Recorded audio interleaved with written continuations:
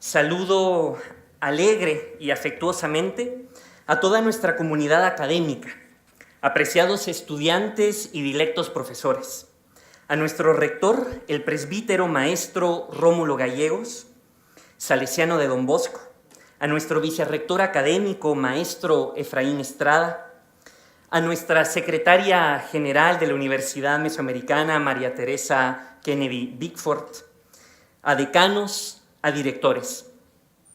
Y a usted, doctor Sergio Romero, quien nos ofrece el júbilo de reunirnos esta mañana por un motivo tan importante. Mi nombre es Joshua Morales y soy responsable de coordinar la investigación y la producción editorial de la Universidad Mesoamericana.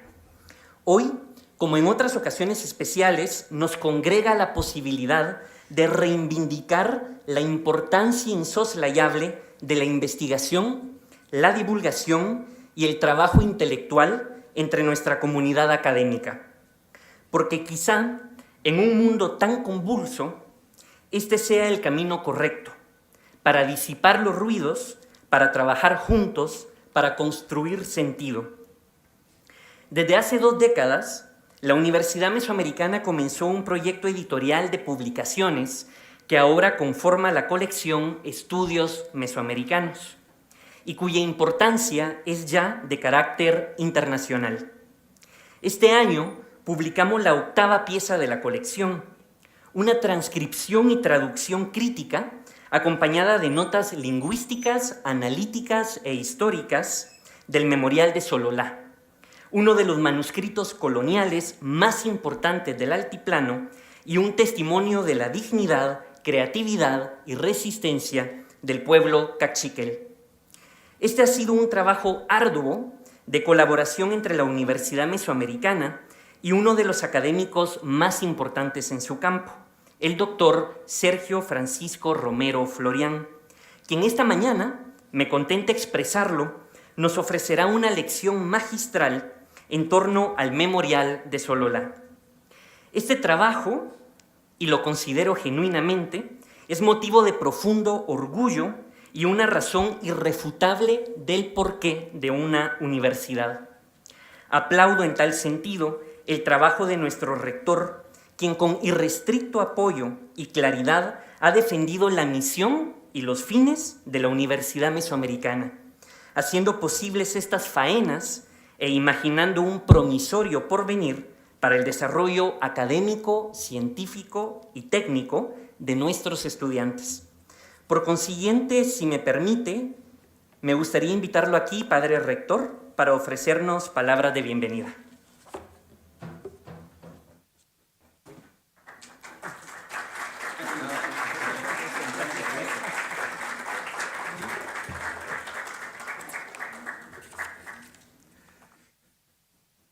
Señor Vicerrector Académico, Maestro Efraín Estrada Herrera, Señora Secretaria General, Maestra María Teresa García Kennedy Bickford, Coordinador Editorial, Licenciado Joshua Morales Larrazábal, señores y señoras decanos, señoras y señores directores, estimado doctor Sergio Romero, bienvenido, queridos catedráticos y queridos alumnos.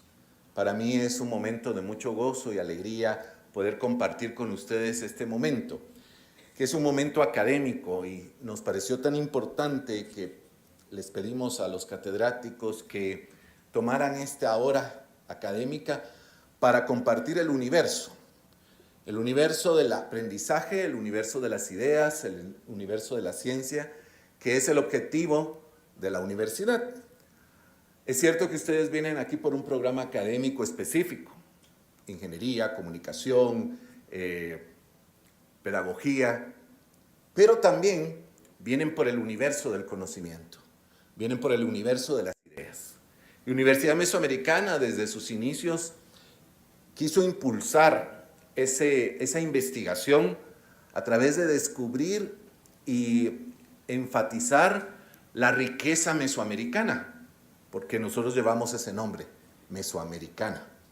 Y Mesoamérica es un mundo de culturas, de conocimiento, de historias, de experiencias, de sufrimientos y de esperanzas, de trabajos de los pueblos originarios, pero también de los pueblos que hoy poblamos esta área de Mesoamérica.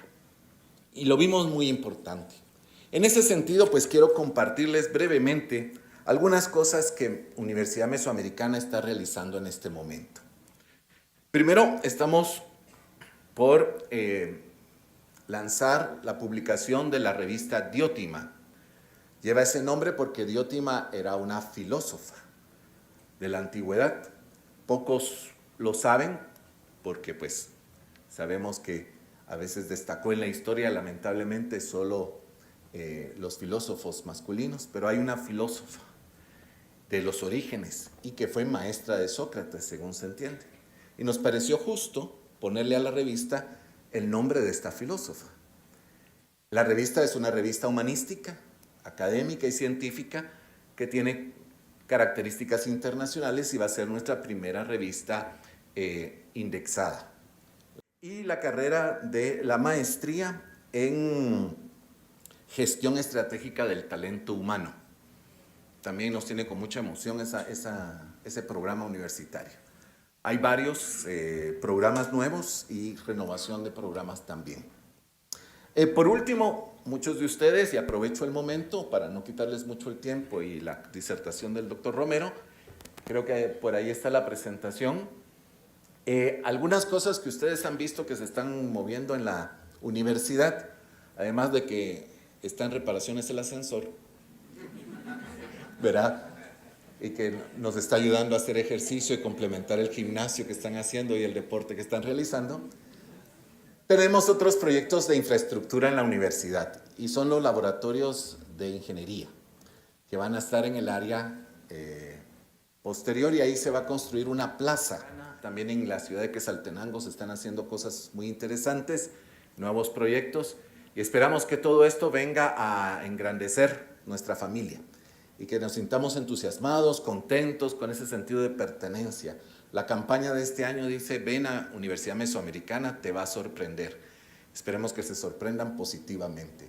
Muchas gracias a todos, muchas gracias doctor Romero por estar con nosotros y muy buenos días.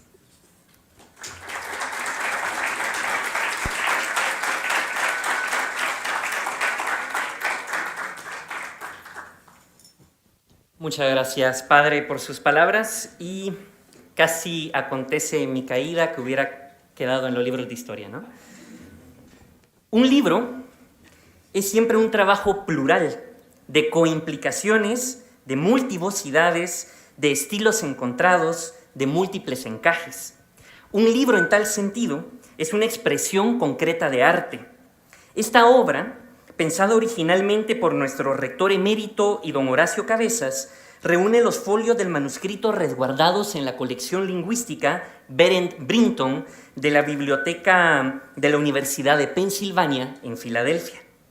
La transcripción en caxiquel y la traducción al español realizada por el doctor Sergio Romero, además de un cuerpo teórico excepcional. Así, esta obra fue imaginada de forma espléndida y fue necesario un trabajo de diseño a la altura de las exigencias para hacerla no solamente una obra seductora, sino además legible, apreciable y funcional. Este trabajo ha sido obra de dos diseñadores. En primera instancia, don Luis Kell, y en segundo término, nuestro decano Luis Roberto Villalobos Quesada, quien lograra el cuidado estético de esta nueva traducción del Memorial de Sololá y procuró con ello la belleza que le distingue. Por tanto, me gustaría invitarlo aquí, señor decano, para que pueda ofrecernos una valoración especializada de los elementos creativos del Memorial de Sololá. Gracias. Muchas gracias, Joshua. Señor rector, presbítero magíster Rómulo Gallegos Alvarado, salesiano Don Bosco, señor vicerrector, académico, magíster Efraín Estrada Herrera, señora secretaria general, María Teresa García Kennedy Bickford, doctor Romero, decanos, directores, docentes, alumnos, invitados especiales.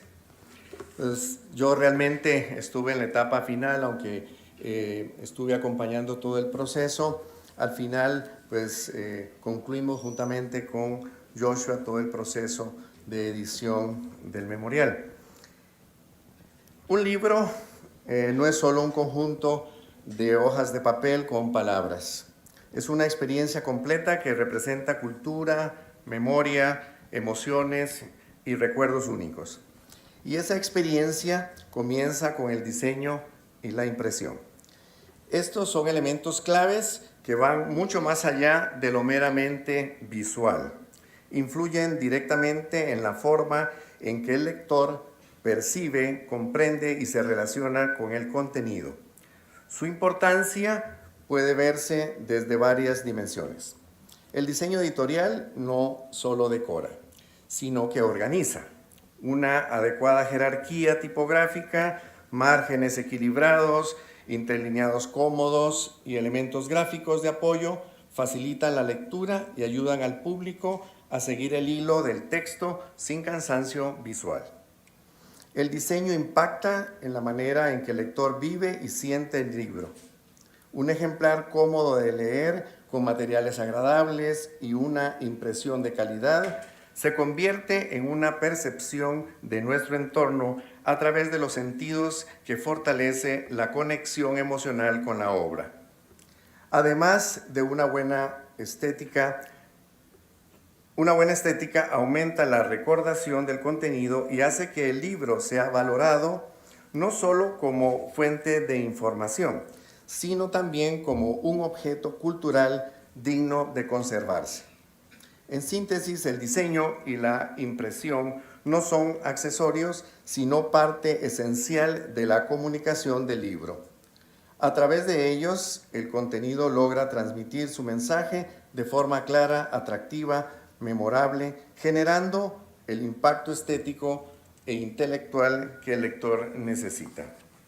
En este sentido, la Universidad Mesoamericana ha sido muy cuidadosa al seleccionar la diagramación y la composición de cada página de los libros de la colección mesoamericana. Particularmente las últimas de esta colección, que son la publicación de Popol Vuh, el Códice de Dresde y recientemente el Memorial de Sololá, que nos tiene reunidos hoy aquí en este auditorio. Por las características de los mismos, se ha seleccionado un formato más grande de lo usual, tal vez poco utilizado, pero que permite presentar el contenido de una forma más comprensible y atractivo para el lector y que invita a ser explorado. La tipografía, las imágenes y el uso del color transmiten un mensaje inmediato sobre el tono y la calidad de su contenido, lo que genera mayor interés y confianza en el público. Esta versión del Memorial de Sololá está diseñada de una forma especial. La distribución de cada folio del texto cachiquel en el alfabeto colonial y en el alfabeto unificado, así como su traducción en español, está presentada en 2 páginas continuas, desplegadas que deben verse de forma panorámica. Es decir, la lectura debe hacerse de aquí para acá y así sucesivamente en cada una de las páginas.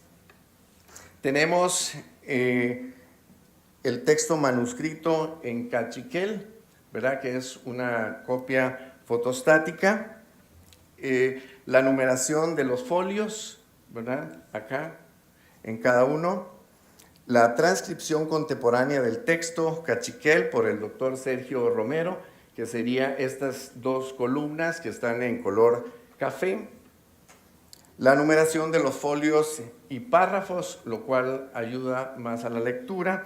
Y bueno, la traducción final al español, también por el doctor Sergio Romero, en estas últimas 2 columnas de la página derecha. Esto permite al lector seguir cuidadosamente la lectura y una mejor comprensión de los textos. Entonces, en la página izquierda, como les decía, en la columna de la izquierda, la fotostática y los números correspondientes, digamos, a los párrafos. A la derecha de la fotostática, el número de los folios aparece entre corchetes, acá.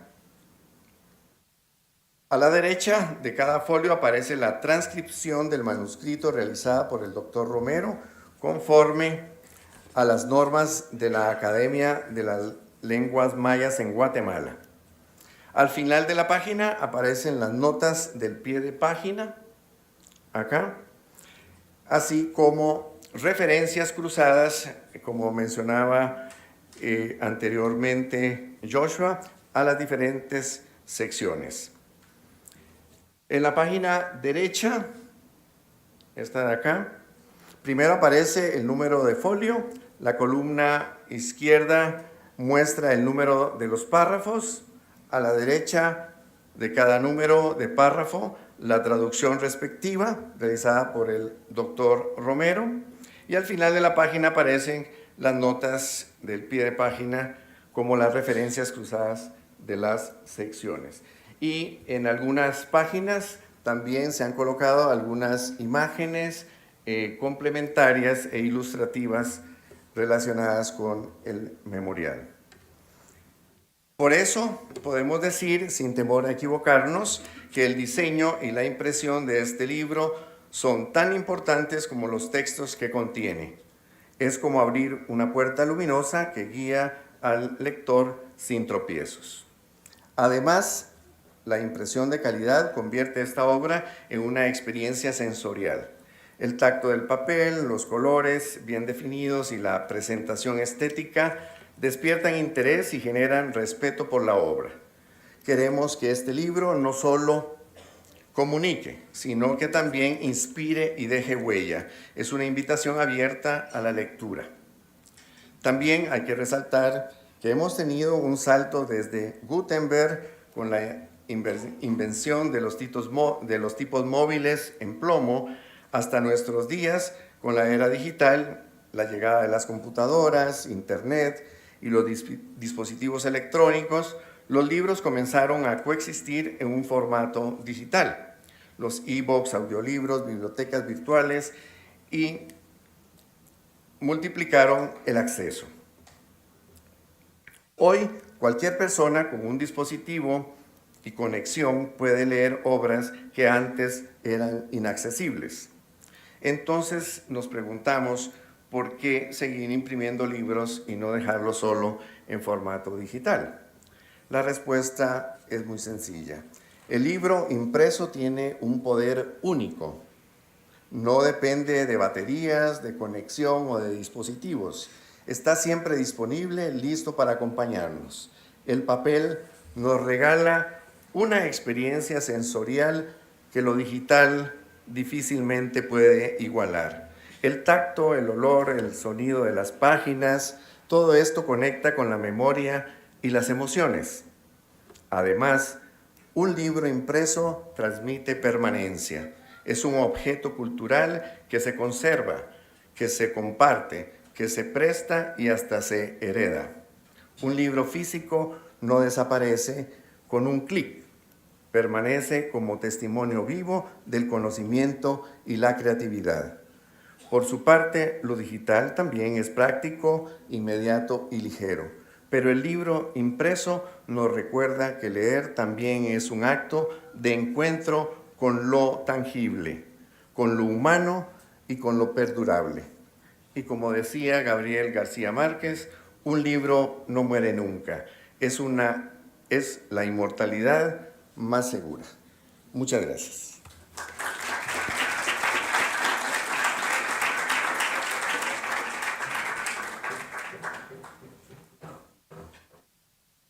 Muchas gracias por sus apreciaciones, decano, y por reivindicar el papel del libro en la cultura.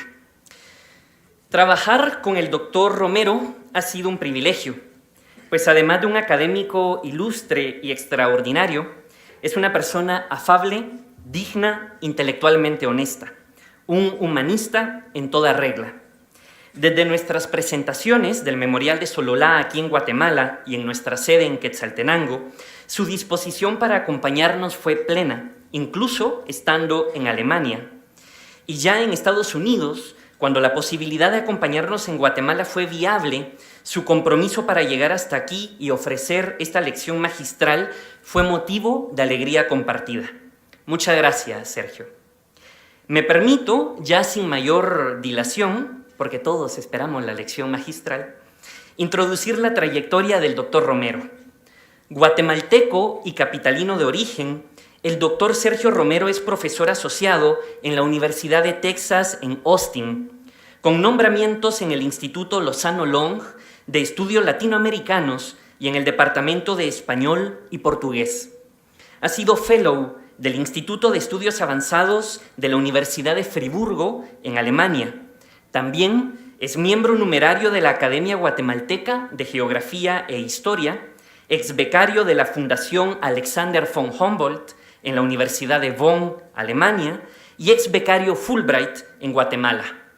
Formado en lingüística y antropología, su trabajo de investigación es comparativo e interdisciplinario. Sus intereses incluyen la variación y el cambio lingüístico, la filología de los idiomas mesoamericanos, la etnicidad y el colonialismo, la semiótica y el ritual, el cristianismo mesoamericano y, más recientemente, la migración maya a los Estados Unidos.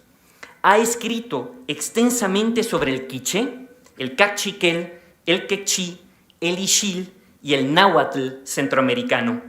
Sus publicaciones incluyen Lengua y etnicidad entre los maya quiché, publicado en inglés por la Utah University Press, y numerosos artículos en revistas especializadas y capítulos en volúmenes editados.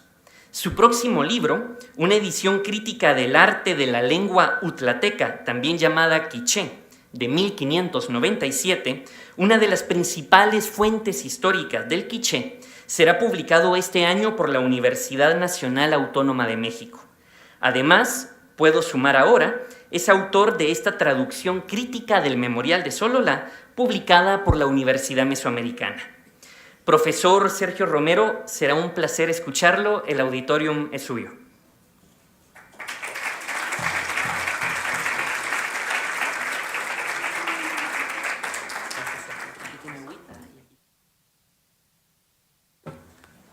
Sekreftad, sekreftnan, honimalach, rutziliwach, ni voyobech, chi hunam kochtijon chirich, le nimalach buch, kachchikel, Memorial Tecpan-Atitlán. Quiero, ante todo, agradecer a Joshua por esa presentación tan amable y me quiero disculpar porque el tráfico no me permitió llegar antes, pero espero que tengamos todavía tiempo para poder platicar sobre este libro y sobre sus autores. Señoras y señores, tengan todos ustedes muy buenos días.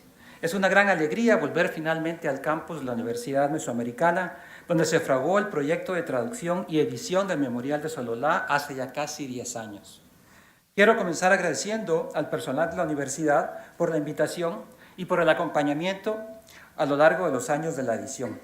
Reitero mi reconocimiento al exrector, doctor Félix Serrano, y al rector actual, licenciado Rómulo Gallegos, por su apoyo irrestricto al conocimiento de la historia de Guatemala. La serie Crónicas Mesoamericanas, o más bien Estudios Mesoamericanos, de la que forma parte esta edición, es una iniciativa sin paralelo, a través de las cuales se han reeditado y difundido numerosas fuentes coloniales en idiomas indígenas, con sus respectivas traducciones y estudios introductorios por especialistas. Será la base documental que utilizarán historiadores, sociólogos, antropólogos y filólogos para producir nuevas y mejores interpretaciones de la historia de Guatemala y de los pueblos mayas. La inspiración mesoamericana de la colección nos restituye al espacio del que forma parte nuestro territorio. Lo maya y lo guatemalteco forman parte de una civilización milenaria, donde nahuas, xincas, lencas, pueblos mijezoques y otomangues, entre otros, han convivido, influyéndose mutuamente y conformándose como pueblos mesoamericanos. Quiero agradecer también de manera muy especial a mi estimado amigo Horacio Cabezas, cuya erudición y extraordinarias cualidades editoriales me acompañaron a lo largo de casi todos estos años. Y hago también un reconocimiento al estimado maestro Joshua Morales, quien recibió la estafeta de Horacio en la recta final y cuyo apoyo y amistad no me han faltado desde entonces.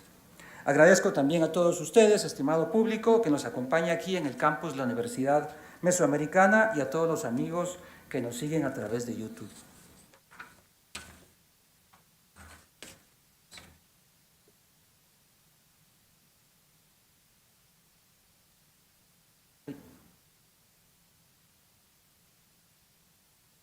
El Memorial de Sololá es un volumen tan rico en contenido que resultaría imposible tratarlo como se merece en una sola conferencia.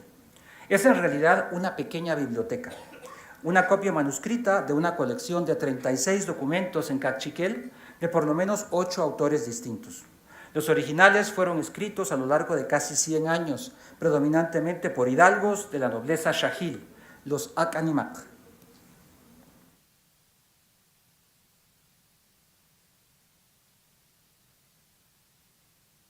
Los shahil eran el segundo chinamit en jerarquía dentro de la poderosa Cachiquel Winak, la Confederación Cachiquel, después de los Tzotzil. No sabemos cómo llegaron los originales a manos del copista, pero es probable que hayan sido prestados o confiscados a sus autores cachiqueles por los franciscanos del convento de Sololá. La identidad del copista franciscano era desconocida hasta que recientemente, trabajando con una colección de sermones del siglo XVII atribuida al franciscano Antonio del Saz, noté que la caligrafía de los sermones y del memorial eran la misma. Ahí pueden ustedes comparar la caligrafía de los dos escritores o copistas. Por lo tanto, es probable que Antonio del Saz, famoso lengua y prolífico autor de textos pastorales del siglo XVII, haya sido el copista y compilador del memorial. Entre los miembros de las órdenes mendicantes, especialmente entre franciscanos y dominicos, existía un gran interés en documentar la historia prehispánica de los pueblos de Mesoamérica, en palabras de los mismos mesoamericanos.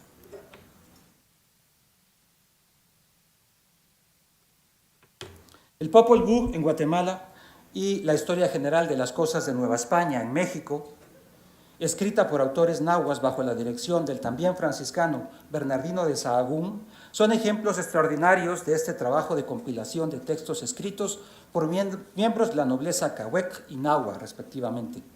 El conocimiento de la historia, de los ritos, de las costumbres y del discurso ceremonial en idiomas mayas era estratégico para el clero español.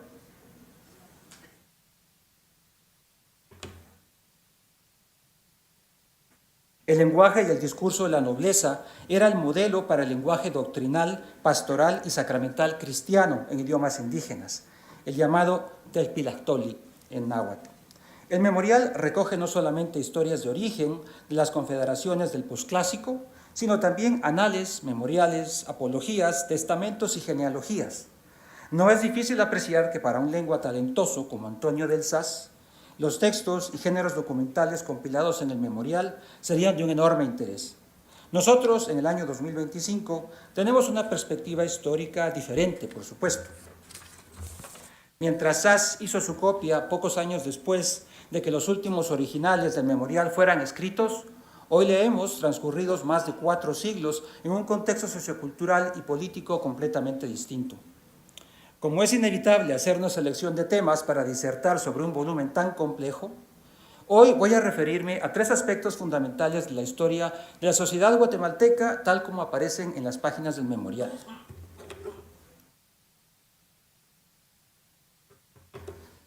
El primero es la conquista, como mito de origen y fundamento histórico y jurídico de la República de Guatemala.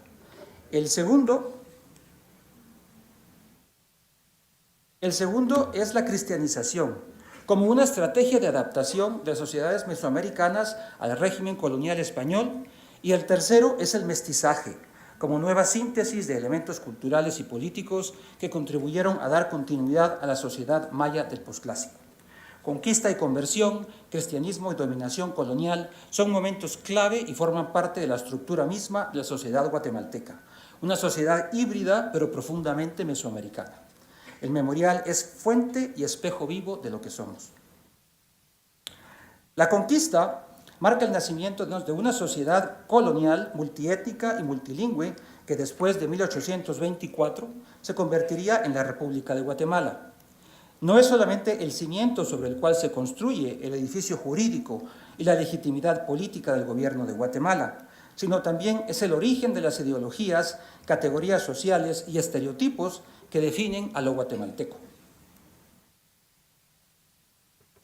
Cuando el segundo autor del memorial describe la llegada de Pedro de Alvarado, Tunatiu, a la ciudadela de Ixinché en 1524, vivían todavía numerosos habitantes que habían nacido y que habían sido socializados mucho antes de la llegada del cristianismo. Conquista no significaba entonces lo que significa hoy en día.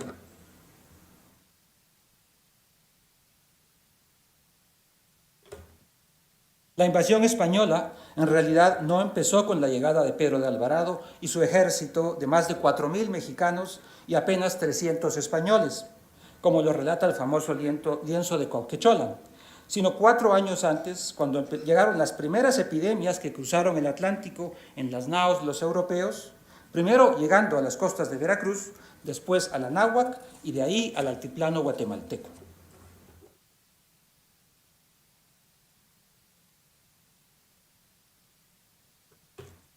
Chikaji aj shel chik rukaja yujuj. Chupam karo juna wawe oxtikir shawabil ishnu kajol. Nabeij shabish ojop ratzam shawabish. Chikakik anachuluj. Ketzich tishibin chikamik shiko ojer. Jaok shkam ajau wakaki ahmak. Shakaja la chik matipe ni ni maaka bakiwi katata kamama. Bakiwi ka ish nukajol. Ok shawabish chak. Chihunach shel humay hu'a yuhuj ok shabish chak. Wa'e chupam huna shawabish wichak. Ha'ok shikish chikamik katata kamama. Chiwo'oach shashok chik wilabal panatakat kuma kamama. Hakatok shtikir shawabil chak. Kitzich tishibin chikamik shpe parwi winak. Maniyabim wiri kere rischol winak. Shkawinak och shtikir shawabil tok shekam katata kamama. Chikablajuj kamei shkam ajao jun ik. Y shikin mama. Nuestro autor, dirigiéndose a los descendientes de la nobleza shahil, relata la mortandad y la dislocación política provocada por enfermedades nunca antes vistas. Las víctimas incluían al Ajpop, máxima autoridad de la Confederación Cachiquel, y a muchos de sus principales asesores, capitanes y sabios. La línea de sucesión se vio comprometida, ya que ningún hijo mayor de edad sobrevivió. Todos ellos eran parientes del autor, que era apenas un niño cuando presenció aquella catástrofe. Las epidemias debilitaron la capacidad de resistencia de las confederaciones del altiplano. Varias otras epidemias fueron recogidas en las páginas del memorial durante las siguientes décadas. El colapso demográfico provocado por la llegada de los europeos a Mesoamérica, a los Andes, a la costa del Perú y al Amazonas, sin duda alguna fue el factor más importante para explicar el vaciamiento de regiones antiguamente densamente pobladas y la exitosa imposición del orden colonial español. El memorial, de manera gráfica, pondera la importancia de las enfermedades como antecedente de la conquista, algo que en las fuentes españolas mencionan de forma mucho más somera, subrayando más bien el valor de los conquistadores o la piedad y amor por los indios de los frailes mendicantes. La lectura crítica del memorial nos muestra también cómo los textos escritos por los mayas mismos durante las primeras décadas de dominio español fueron objeto de interpretaciones interesadas, que buscaban legitimar la conquista o por lo menos responsabilizar a sus víctimas por su supuesta barbarie o simplemente por su ingenuidad.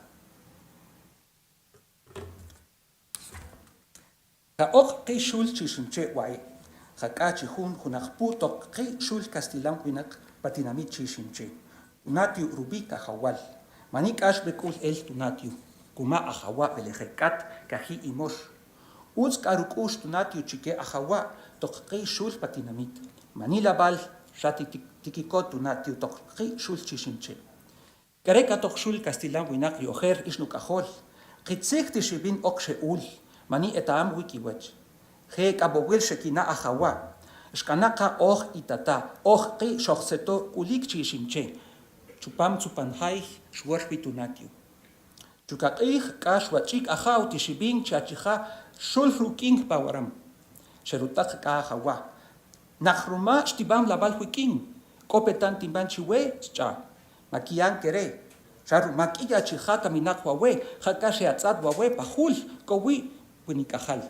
Shecha ahawa. Kereka tokshok paruchoch ajao chipalfi. Al llegar a Ximché, Tunatio estaba contento después de su victoria en Humarcaj, Utatlán, donde tuvo el apoyo de los guerreros cachiqueles para derrotar a sus enemigos, los quichés. La población de Ximché se sentía sobrecogida y temerosa, Nunca había visto personas como los españoles y tampoco habían visto armas de fuego o el uso de caballos en batalla. Dice el texto que los señores cachiqueles sentían que los españoles eran je cabahuil, es decir, como seres divinos en mi traducción. Cabahuil hace referencia a personas u objetos poderosos, lugares de encuentro de esencias divinas y profanas, como las llama Alfredo López Austin. Imágenes de deidades, guerreros poderosos, objetos rituales, montañas sagradas, altares de sacrificio, etc. Es también la palabra de donde procede el sustantivo camahuil, del español guatemalteco, que se refiere a los objetos sagrados como piedras o imágenes prehispánicas que se colocan hoy en día en altares domésticos y lugares sagrados. Camahuil es un concepto pan-mesoamericano, equivalente al náhuatl teotl. Fragmentos de textos como este dieron origen al mito de que los pueblos mesoamericanos creyeron que los españoles eran dioses, aceptando y justificando la sumisión al rey y la conversión al cristianismo. El mito, en realidad, minusvalora la inteligencia y el juicio político de los pueblos invadidos y distorsiona el sentido que tienen las palabras en los idiomas indígenas. Por ejemplo, Adrián Recinos, en su versión del Memorial, publicada en 1950, llamada Anales de los Cachiqueles, traduce Je Cabahuil Shekinah Ahawa como los señores los tomaron por dioses. De hecho, el sustantivo Cabahuil se utilizó en medio de polémica en los inicios de la cristianización para nombrar al Dios cristiano. Los catecismos más antiguos no hablaban de Dios, sino de Cabahuil. A partir de 1556, sin embargo, con la publicación de la doctrina cristiana en lengua guatemalteca, Cachiquel, comisionada por el obispo Francisco Marroquín, Cabahuil se sustituyó por el préstamo castellano Dios, ya que muchos frailes temían que las múltiples connotaciones de Cabahuil siguieran resonando entre los nuevos cristianos. Cabahuil pronto fue estigmatizado y reutilizado para traducir la palabra ídolo. Este es el sentido que tiene en los textos pastorales de segunda y tercera generación, como la famosa Teologia Indorum en versiones quiché, cachiquel y tzutujil, y los sermones de Antonio del Saz mencionados anteriormente. En resumen, el memorial no dice que los españoles fueran tomados como dioses, sino simplemente que fueron vistos como personas sobrecogedoras, amenazadoras, extraordinarias. El memorial nos presenta una visión cachiquel de la conversión de los Acánimac, de la nobleza shahid. Desde su propia cosmovisión y desde un discurso histórico que era también profundamente político, subraya las implicaciones de la conversión para la autoridad de los ajahuá, de los señores. La conversión de los mayas, su adoctrinamiento y su adopción de la práctica sacramental católica fue resultado de una decisión fundamentalmente política. Esto no era de ninguna manera sorprendente, incluso en la Europa de los siglos XV y XVI. Como dice el famoso medievalista francés Jacques Le Goff, en toda conversión en la época medieval, la movilidad social era una importante motivación. Durante toda la Edad Media, en España, por ejemplo, cuando un señor musulmán se sometía a un príncipe cristiano, la conversión al cristianismo era una consecuencia natural. Y del mismo modo, cuando algún hidalgo castellano desafecto se refugiaba entre musulmanes, se esperaba que se convirtiera al Islam.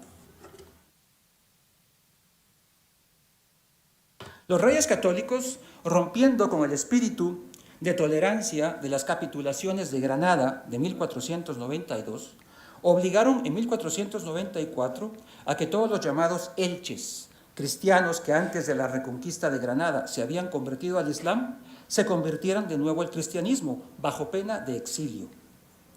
Del mismo modo, entre los mayas del altiplano, la labor de Bartolomé de las Casas y sus compañeros dominicos fue determinante para que los ajahuá se convirtieran y mantuvieran al mismo tiempo su señorío bajo la protección de las órdenes religiosas.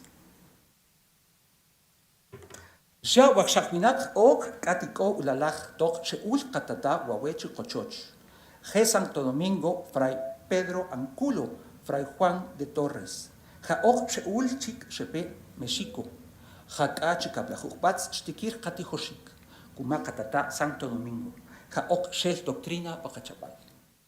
Qi ka ekatata Fray Pedro, Fray Juan, qi na beik shebin ruchabal Dios chiqi. Mahani ok te tamer wirutzich rupisha Dios. Pakekum ok kowichiri. Shashmani wish bien ruchabal Dios chiqi. Shashewi ok ko Padre Conogel San Francisco, Padre Alamiser, Padre Clerico, Padre K y Santo Domingo shebin chiqi.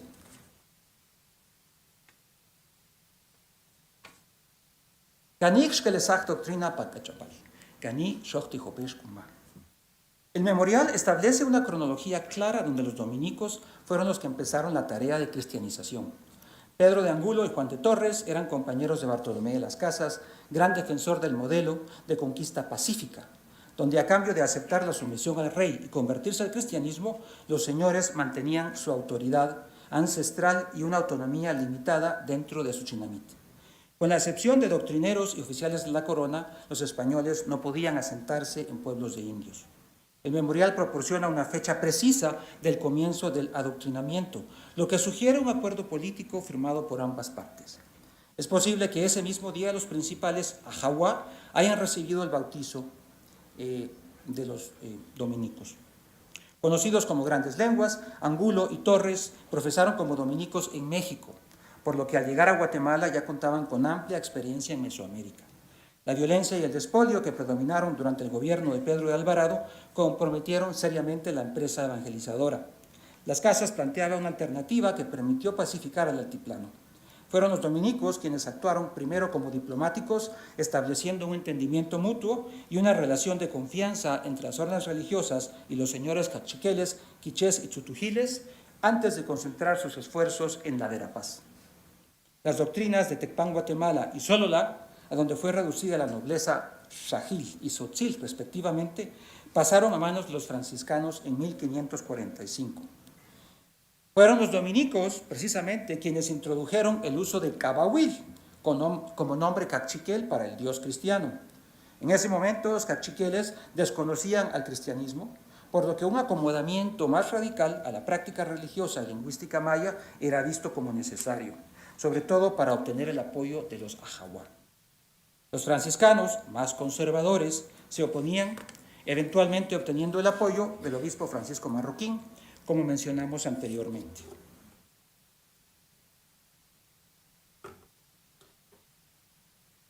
El testimonio del memorial, por lo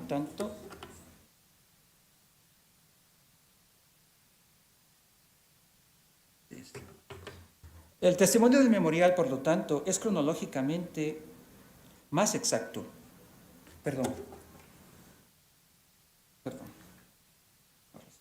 El testimonio del memorial, por lo tanto, es cronológicamente más exacto, subrayando también la continuidad histórica entre el posclásico a través de la cronología del Juná, los años de 400 días que empezaron a contarse desde el triunfo de los Tzotzil y los Xajil sobre los Tujuché, que intentaban secesionarse de la Confederación, siendo aniquilados ante las murallas de Iximché en 1493. Conversión, historia ancestral y autoridad de la nobleza iban de la mano después de 1540. El régimen colonial español, sin embargo, desencadenó contradicciones nuevas dentro del chinamit. Los nombramientos de funcionarios como los gobernadores no dependían solamente de la voluntad de los ajawa. Las intervenciones de la autoridad española favorecían algunas facciones en las luchas de poder dentro de la nobleza maya, una dinámica que tiene por lo demás profundas raíces en el posclásico. El texto del memorial que titulé La apología de don Pedro Martín Cacuch nos muestra que la conversión, la fe y la fidelidad al rey se utilizan dentro del chinamit para legitimar los intereses de individuos y facciones particulares. Se contrapone la ideología prehispánica del jaguarem, el señorío, con la fidelidad al rey como fuentes de legitimidad política en tensión. En el caso de don Pedro Martín, los señores resistieron pasivamente su nombramiento como gobernador, acatando pero no cumpliendo. Indignado, denuncia a los señores y cuestiona la fidelidad de su conversión, la autenticidad de su conversión y su lealtad al rey. Maki kaketzig tzij shkiban, shachitzachpal tzij shkikuluba wirutzij kaloktata rutzij ka rey. Ja shkajo jeta sheok chikiraibel, chikibanobel, shkalahinwi, shacha oj, shayujuj, shakakwachibal, koj chikikush shkiban. Jakat antitzabatej wironogel huma, shaki mishnukui ronogel rukayewal kikush. Mani nukamam, mani kawochoch mishuban ronogel huenak, kumal konogel ajawa. Mani kawajke nishkiya, shachajalichi iglesia misheyaoti joshel shtani, to ol reush jayil. Bajojun chinamit manishtakan rutzig rey. Zibatel na chupam título rilok obal huichin rumal kanimahawal rey. Jeka shahil ajawa akanimaki. Maki mishe ajon tunimashik rutzig rey. Kitzig kitzelawachim riojer ajawarem. Ojer nimawinakil. Jakamani kinimamwi rutzig. Dios rutzig rey. La apología de don Pedro Martín es un reclamo contra los señores y contra el ajawarem, la ideología política militarista del posclásico heredada de los ancestros, de los grandes guerreros que crearon la poderosa Confederación Cachiquel, la cual sustentaba la autoridad de los Acanimac, como dice don Pedro Martín Jecacuch. Para don Pedro, el Locobal, el amor que le tiene el Nimajahual rey, es razón suficiente para que su nombramiento sea aceptado por los señores. Dice que no todos los principales lo resisten, solo los señores Shahil y los Acanimac, los hidalgos.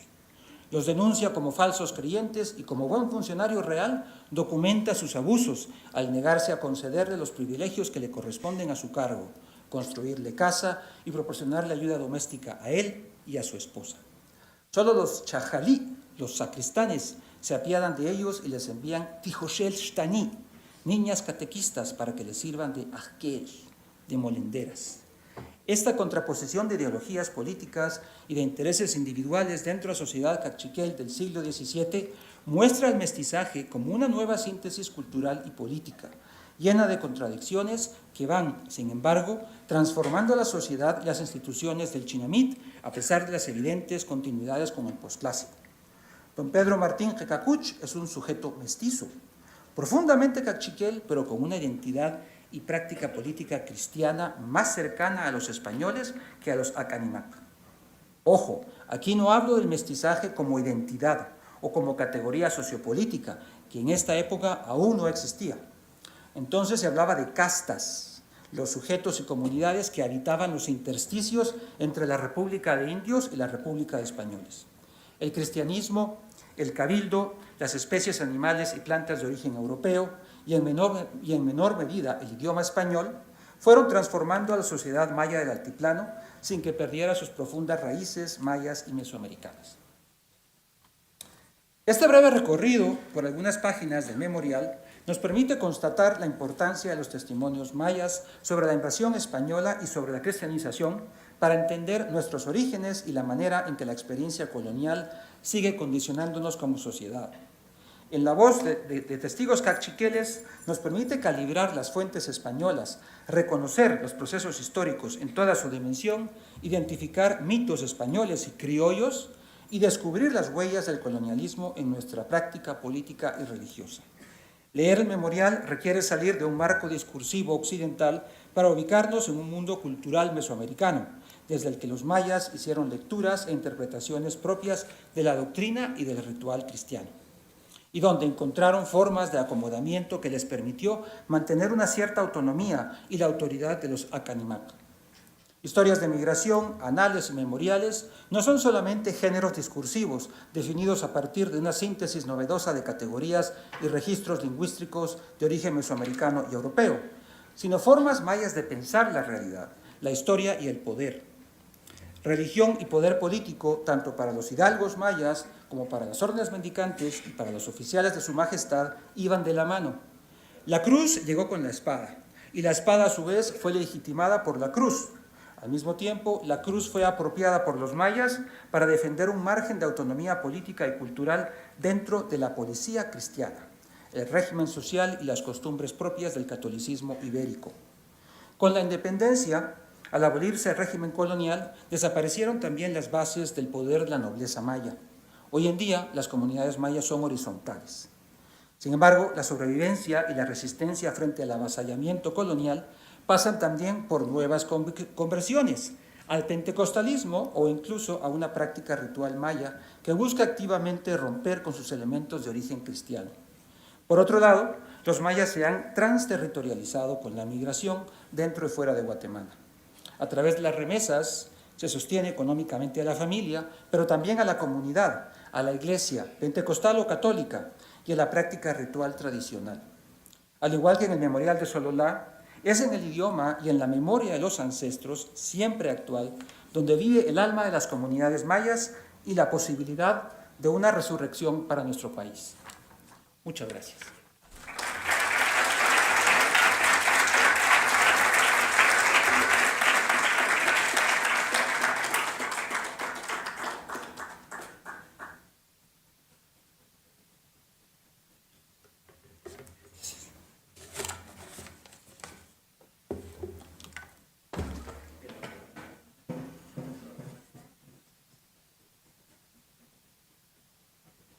Muchas gracias, doctor Sergio, por tan espléndida lección magistral. Se me ha acabado el espacio para tomar notas en mis hojas. Y antes de concluir, no podemos cerrar sin antes reconocer que la existencia formal de un departamento de investigación y producción editorial en la Universidad Mesoamericana ha sido posible también por el impulso del filósofo Efraín Estrada, vicerrector académico, quien con su singular tesón, cuidadosa mirada y apasionada entrega a las humanidades ha sabido no solamente continuar con la trayectoria académica de la universidad, sino reimpulsarla. En tal sentido, maestro Efraín, quisiera invitarle aquí para escuchar su valoración respecto a la magnífica lección del doctor Romero.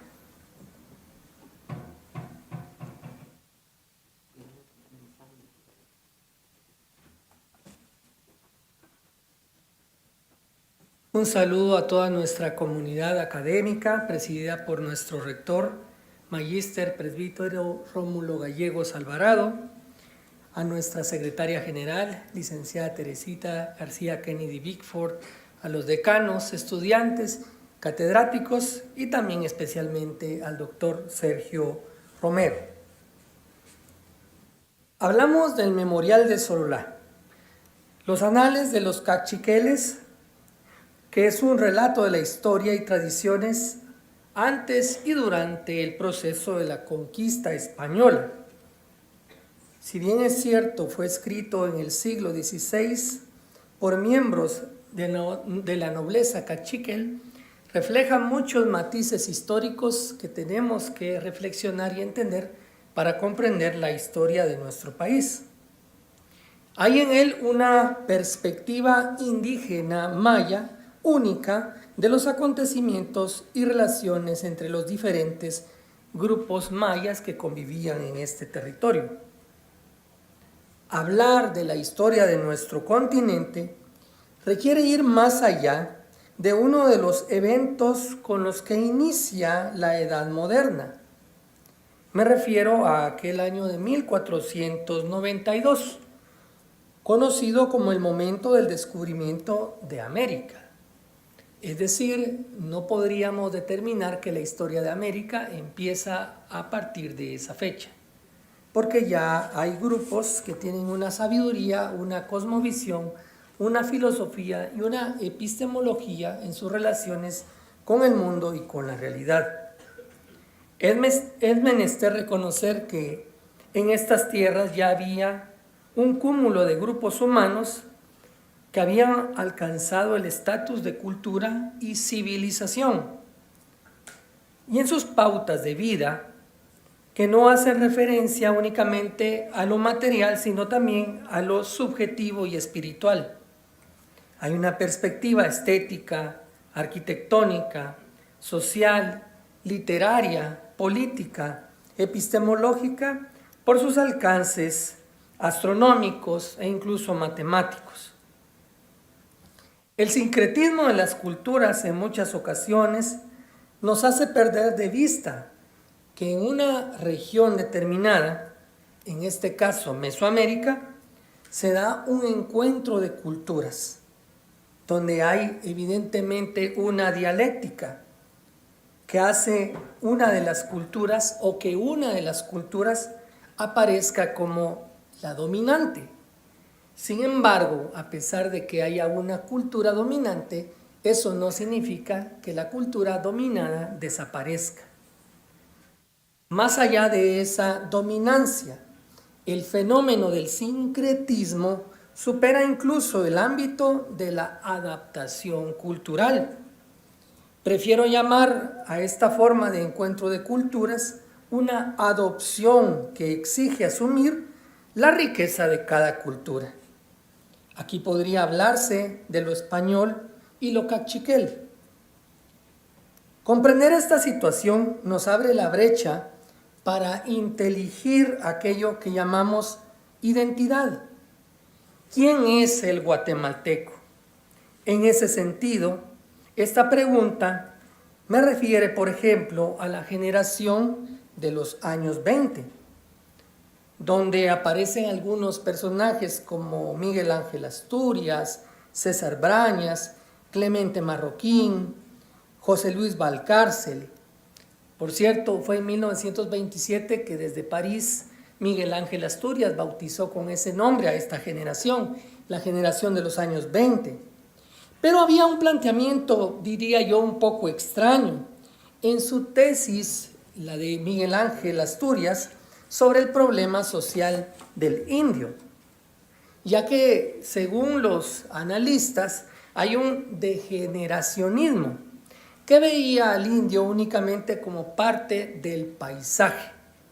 Sin embargo, el mismo Miguel Ángel Asturias después entra a una etapa que conocemos como regeneracionismo, es decir, una concepción distinta del indio, digamos, en la conformación de la identidad y la cultura nacional. También vemos el hispanoamericanismo de José Vasconcelos, que pretendía eliminar muchas veces la cultura de los pueblos originarios y hacerlos cada vez más españoles. En ese sentido, el esfuerzo de la Universidad Mesoamericana, al que ha dado continuidad el padre Rómulo Gallegos, ya cuenta al día de hoy con una colección de estudios mesoamericanos que nos permite aproximaciones más puntuales, científicas, a la realidad histórica de nuestro territorio. Hoy contamos con 8 publicaciones que son definitivamente un aporte patente, y en especial el día de hoy el memorial de Sololá que nos ha presentado el doctor Sergio Romero. Sin embargo, esta traducción crítica nos recuerda algo, que cuando nos enfrentamos a la lectura de una obra que ha sido traducida de otro idioma, definitivamente vemos un fenómeno, una transignificación o una transmutación de los conceptos que a veces no nos permite entender las circunstancias más puras de la lengua en que fue escrito. ¿Sí? Y por eso es que necesitamos una traducción crítica. Las traducciones siempre pierden buena parte del sentido de las obras. Y esto no ocurre solo en lo que hablábamos del cachiquel al español, puede ocurrir del inglés al español, del alemán al inglés, del francés al holandés, por ejemplo. En ese sentido, valoramos este esfuerzo en el que han participado tantas personas ya mencionadas, Joshua y el doctor Romero y el grupo editorial que ha presidido todo este trabajo titánico. Porque hay un quehacer hermenéutico, histórico, lingüístico, semiótico, filológico, antropológico, arqueológico, entre tantos otros.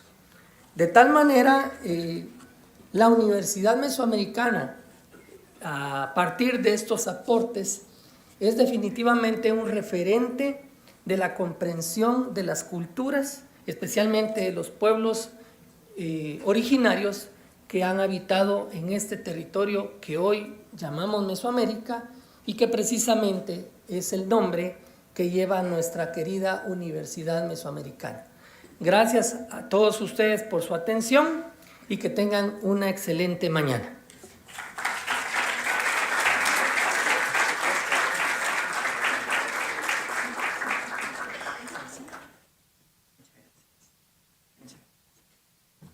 Muchas gracias, Efraín, por tus palabras y por tus valoraciones siempre tan puntuales, de carisma filosófico y tan profundas. Llegados a este momento de cierre, quisiera solicitar a nuestro padre rector, Rómulo Gallegos, y al doctor Romero, que puedan subir un momento al centro del escenario.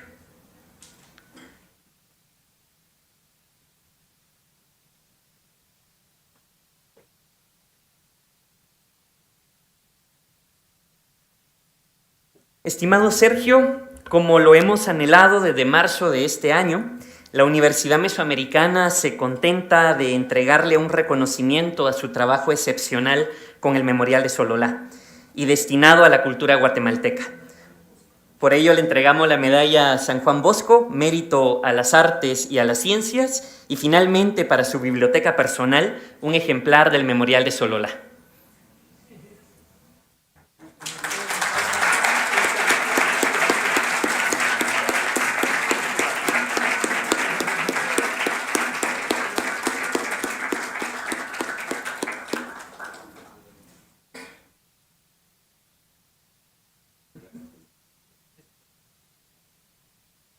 Gracias. Muchas gracias.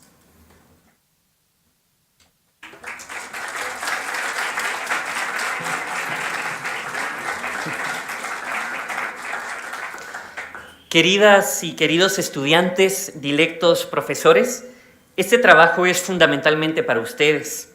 Ojalá podamos trazar nuevas rutas de investigación. Ojalá sepamos inventar con carisma salesiano maneras de transformar el mundo a través del pensamiento crítico, y ojalá nos encontremos en ese diálogo trascendental, amoroso y razonado que nos heredó San Juan Bosco. Estimado doctor Romero, de nuevo, muchas gracias por su talante y generosidad académica. Deseamos que todos pasen un buen día y gracias por acompañarnos esta mañana.